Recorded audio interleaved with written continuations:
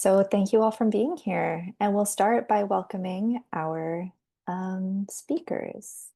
So today we'll be joined by Willa Neilsen, who is an environmental specialist with the Nunatsiavut Government, and Madison Marshall, CLIMAtlantic's Climate Adaptation Specialist. I'll hand it over to them shortly after just going over some important information briefly. And our goal in all of our webinars is always to foster collaboration, to share learnings and stories, identify gaps, and to grow together.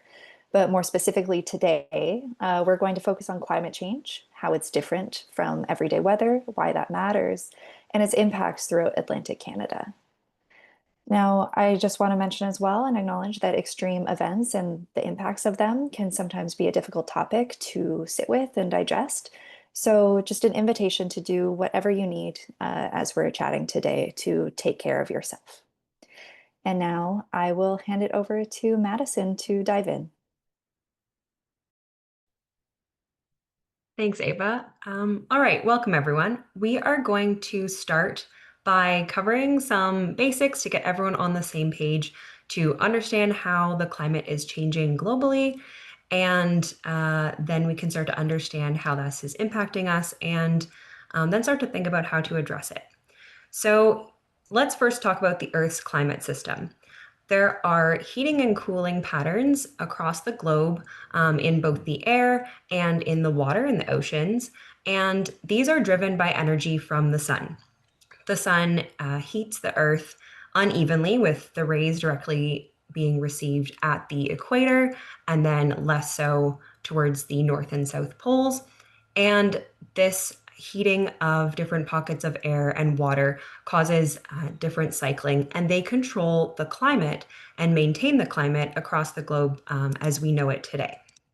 And this diagram here is showing how the air is circulating in the atmosphere and also across continents and the oceans. And then there are different patterns that are occurring in the oceans, circulating both hot and cold as well. So these hot and cold patterns are now being altered due to massive emissions from greenhouse gases from human activities.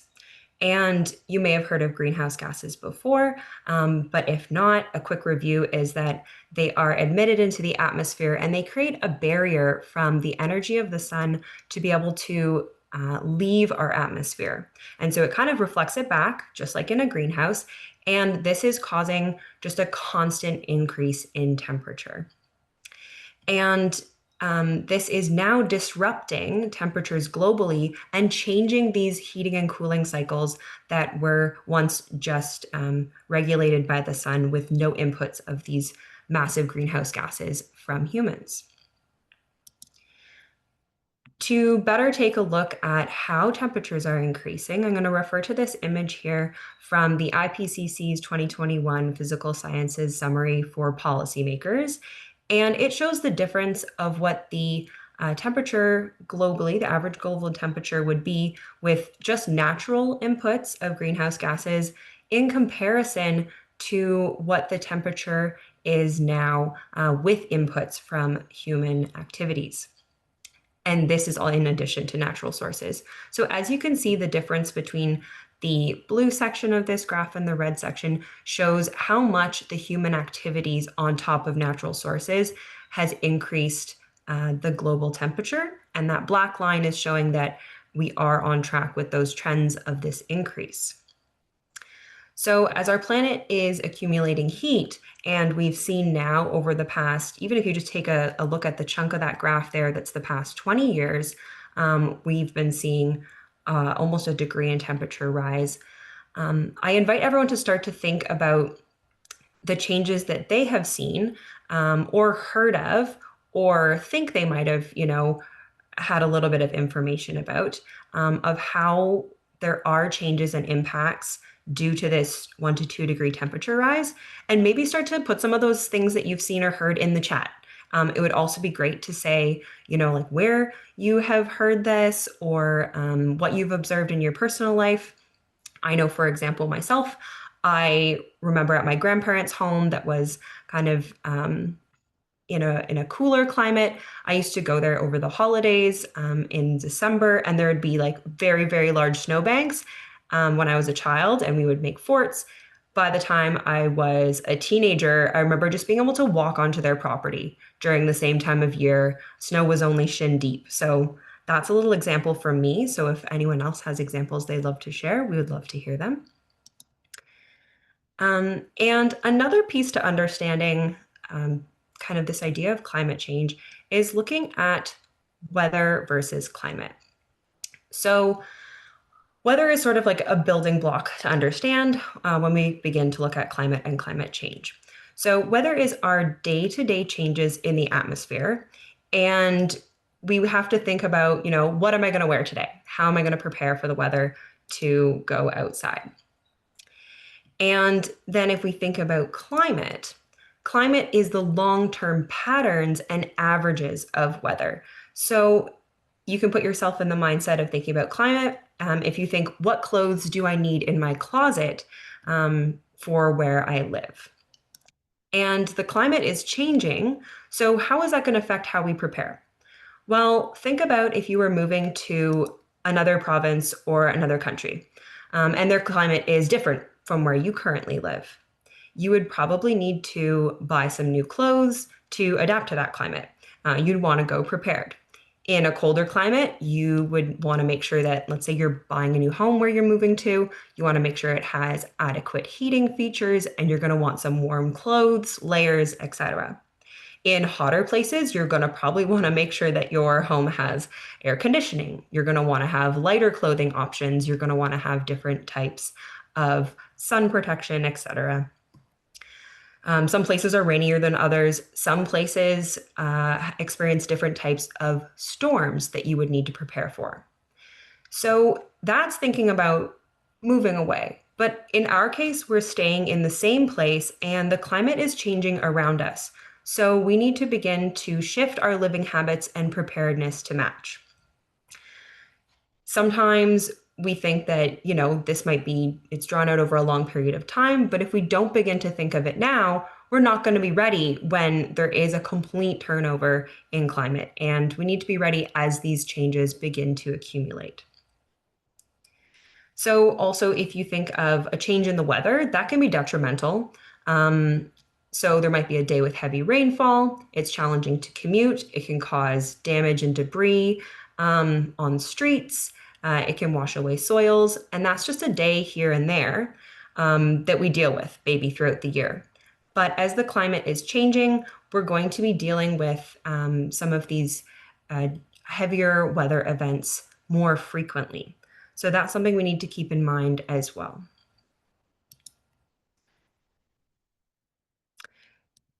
So when does climate change become climate change impacts? What we're facing isn't simply dealing with the weather. It's a change in climate, and there's a chain of effects that happens, and then these are the impacts, the outcome from those chain of effects. And these impacts are vast, and sometimes they're unnoticeable until they accumulate over time. One example that I'm going to work with here is extreme hot days in the summer. They're going to be becoming more frequent, and some of you may have noticed that summers are getting ridiculously hot nowadays. And we're reaching like much higher temperatures on our hot days. So if those are becoming more frequent, we're going to be relying on air conditioning more often to avoid discomfort when sleeping. To do activities indoors, we're going to want it cooler, and we're going to be able to want to come into cooler environments after being outdoors and doing things there. This will require more energy for running AC units. That's going to raise individual energy bills. This can also, there will be more upfront costs for purchasing AC units. There will also be probably more repairs needed on these units because of the increased use and frequency. And in this situation, that's also all feeding into the cycle of more energy used and more emissions, which is contributing back into the climate disaster as we're trying to live in it. Something important to note about this example is that the luxury and convenience of air conditioning isn't available to all people due to barriers such as financial costs, infrastructure limitations, um, remote locations, and so on. And so, in this way, and others, climate change really highlights inequity in the ways that we try to deal with it. So, equity-centered solutions need to be part of the way we adapt to impacts. And this could look like subsidies or alternative options. I just wanted to briefly mention that here. We're not going to dig into climate equity in this webinar, but we will be addressing it in our workshops in July. So please tune in there for a deeper discussion on equity in climate change adaptation. So to look at some other impacts and kind of get you familiar and thinking about more that might resonate with you, you might also think about the increases in food costs or the limited availability of products. And this occurs due to climate change that might cause more pests in crop areas or limited water supply. There will also be more storms since the oceans are warming. As I said, there's more heat going into those cycles and patterns in the ocean. And if the water is holding more heat, that actually is going to fuel storms to stay strong and travel longer into waters that used to be cooler. So here in our areas, if our waters are heating up, we might see an increase in storm frequency and intensity. There's also going to be species losses and ecosystem changes because we are receiving information about, how the climate is changing so we can adapt. But when optimal living conditions change for plants and animals, there's no ways for them to adapt to these changes. And some of them are so specialized that a slight change can really be detrimental to their species. Think, for example, of coral in the ocean. With just a little bit of temperature rise, we've seen the massive bleaching and death of coral species. There's also more invasive species setting up shop because as temperatures change, it allows them to have a better environment for them to live. Think even about ticks. They have been migrating further north and becoming more prolific because the slightly warmer temperatures are ideal for them to take over. The last thing I'd like to touch on is that effects don't necessarily look like destruction, but that does not mean that we don't have to consider the impacts. For example, a warmer climate can prolong a growing season, which means more agricultural production. So that would be great. It is great. However, more production means that there's more resources needed to cover that extended time. So that could be more funds for worker wages, more energy consumption by farm vehicles and equipment, more stress on soil systems and the need to replenish nutrients or manage land differently. And then these longer seasons also become subject to the other impacts of climate change, such as heavier rainfall events, which can cause flooding or erosion of the soils where crops are growing. Hotter and drier days, when more water is needed and crops don't survive, they'll also be at risk of that. So these examples are to get you in the mindset of realizing that everything's intertwined and climate is changing a lot of things and there's multiple impacts, and it's all a web that we need to consider as we move forward. In Atlantic Canada, we're experiencing changes that, and there's more to come. So I'm going to pass the mic now to Willa to walk you through some impacts in the Atlantic region with examples that you can maybe relate to. Thanks, Madison. Yeah, that background is super helpful right before I jump in to talk about the climate changes that we might see and experience across Atlantic Canada specifically. And we kind of have, oh, I need to change my slide. Yeah, so here we go. So we kind of have these 5 categories of changes that we'll often refer to. But as Madison was just mentioning, there's lots of examples of impacts that come from each of those. So for one, it's getting warmer. This can be seen as heat waves, droughts, or loss of cold, especially in more northern regions across Atlantic Canada. We have sea levels rising. This can lead to flooding and coastal erosion, since Atlantic Canada has many communities along the coast. We have our oceans, which are changing, and that can be things like ocean acidification or sea ice loss. Precipitation patterns are changing as well. So with snow changing to rain, as well as rainfall becoming more intense. And then lastly, we have more frequent and intense storms. So think like hurricanes, blizzards, thunder and lightning storms, high winds. I'm experiencing some high winds right now, so apologies if there's some background noise. But yeah, not much I can do about that. Yeah, so across Atlantic Canada, we see many direct impacts of the changes mentioned so far, but some changes also indirectly impact the region. So direct impacts are measurable changes caused directly by warming temperatures or increases in greenhouse gases in our atmosphere. So those things previously mentioned: rising sea levels, coastal erosion, sea ice loss, shifting precipitation patterns. Another direct impact is the increased frequency intensity of naturally occurring events, as mentioned, so floods, storms, and wildfires. But then we can also look at the indirect impacts. Since climate change will alter many of Earth's natural systems and processes, those are the changes. Direct impacts from that are the ones that you're most likely to feel, but there are the indirect impacts, things that, the direct impacts of climate change will cause less obvious changes to systems that we rely on for food, housing, and security. So those are the indirect impacts. And they're the result of the climate changes interacting with our human systems. So for example, climate change has increased the frequency and length of droughts in many regions of the world. That is a direct impact. But the droughts have caused widespread crop failures and reduced freshwater ability, and those would be indirect impacts. And that leads to another indirect impact that we would experience here in our region, which is rising food costs. So a single direct impact of climate change can cause many indirect impacts. Other indirect impacts could include damage to housing and mental health impacts from displacement and disruption to supply chains. And the different effects of climate change can interact with each other to multiply their impact on a community as well. So for example, poor health, economic stress, and social instability caused by climate change can occur all at the same time. And if a community is already vulnerable to any of these systems, it can lead to compounding effects. And yes, so I was just speaking about vulnerability.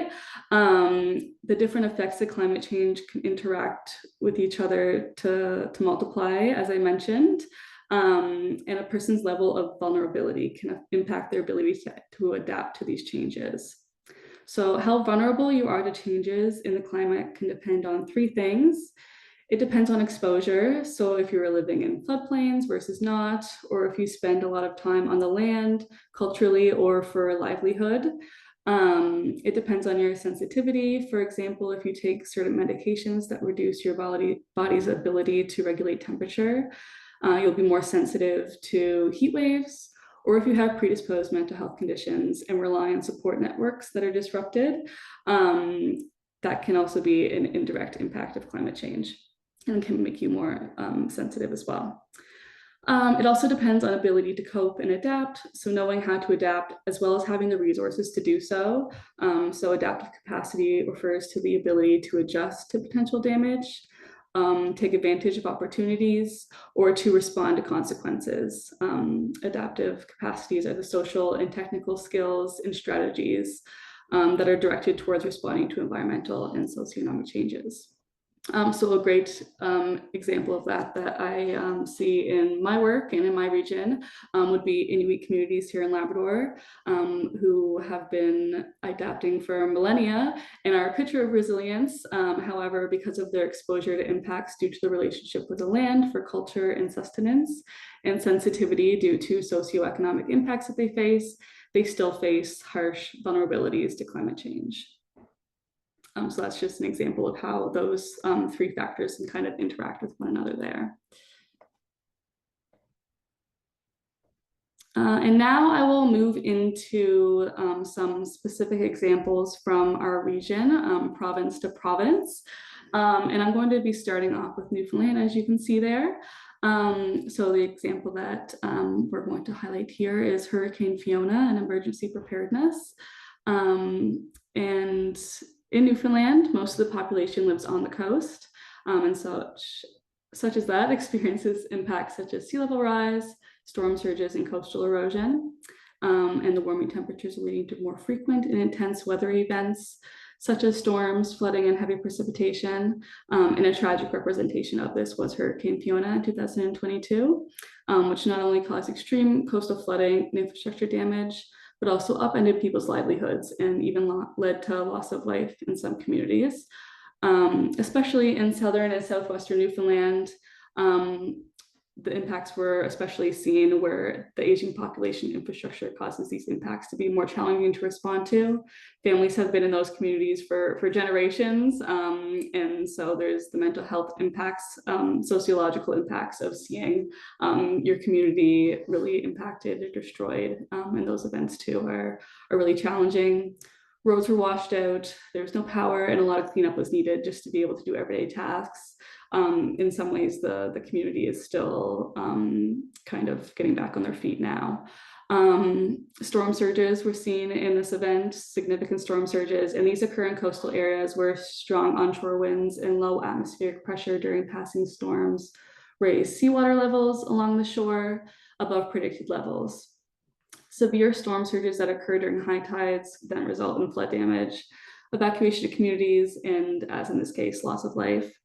An example of how how communities can respond to these storms to kind of prevent future cases of this is the town of Port aux Basques has now established what it calls the high impact zone. So this is an area deemed to be most at risk for severe damage from storms. And some residents have started calling this the Fiona line. And it's led to difficult but really important conversations being had in communities and decisions being made, again, to hopefully avoid similar impacts in the future. Next slide here, and I'll move into talking about Labrador a bit, and Inuit communities within Nunatsiavut specifically. These communities experience climate change in a very unique way. The region has both Atlantic and Arctic characteristics and sees impacts such as permafrost thaw, changing sea conditions, changing temperature and weather, wildlife and vegetation, and sea level rise, and affects communities in many interconnected ways. One of the main ways of this is impacts to culture and traditional way of life. So Inuit culture is founded on the sharing of knowledge and skills through stories and experiences, and often while engaging activities such as hunting, fishing, going out on the land, and crafting. But a lot of these activities are being impacted. So harvesting has been deeply impacted by climate change, with shifts in wildlife patterns making it more challenging and less predictable, and making generations of this passed down knowledge harder to rely on, and harder to pass on to further generations as well. Reduction in ice coverage and unpredictable ice conditions are also affecting travel routes to traditional harvesting areas, which then again affects food security, but it also reduces occasions for bringing people together, which has impacts on mental health. So a few examples of how those things are all interconnected. And the seasons for wearing traditional clothing is also getting shorter, impacting opportunities for sharing sewing skills and crafting traditional clothing. And this causes youth to be further removed from their culture as well, and traditions are not being passed down generations. You can see in one of the images here, there is a climate change strategy that the Nunatsiavut Government just launched that outlines all of this, which was heard from community members and more. And they have strategic pathways in place to address these impacts. But here we also see an example of how the same impact can mean a different story depending on who you talk to. So warming winters have different impacts everywhere you look. So along with these impacts in Inuit communities, other places in Newfoundland Labrador, we see winter tourism operators scrambling to diversify their services to withstand the shorter winter season. We also see large corporations wanting to take advantage of longer shipping seasons, which could have benefits for remote communities. And then, as Madison was mentioning as well, we see certain overwintering pests, like things like ticks and spruce budworms, start to withstand our seasons, which can wreak havoc on ecosystems, which may not be able to tolerate an added stressor as well.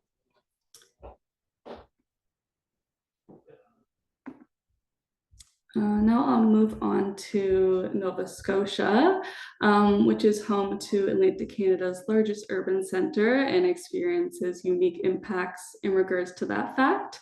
So Halifax is seeing much hotter summers and heat waves and more extreme heat temperatures, and they are working on a number of initiatives to address the heat island effect and extreme heat in urban cores and across the municipality. The effect occurs when heat is absorbed by buildings that have dark surfaces and asphalt or concrete roadways, and this traps heat and warms these surfaces. Some of the initiatives that they're looking at include keeping track of areas that are being hit particularly hard by the effect, as well as the environmental factors involved in who is being most affected. This will also provide insight into what will decrease residents' vulnerability to heat. And researchers are seeing the correlation between heat and vulnerable populations. So for example, the experience of heat waves for someone living in an apartment building in an urban environment with no air conditioning looks different to someone living in a rural area that does have canopy cover, versus someone who might suffer from COPD. All these experiences look very different.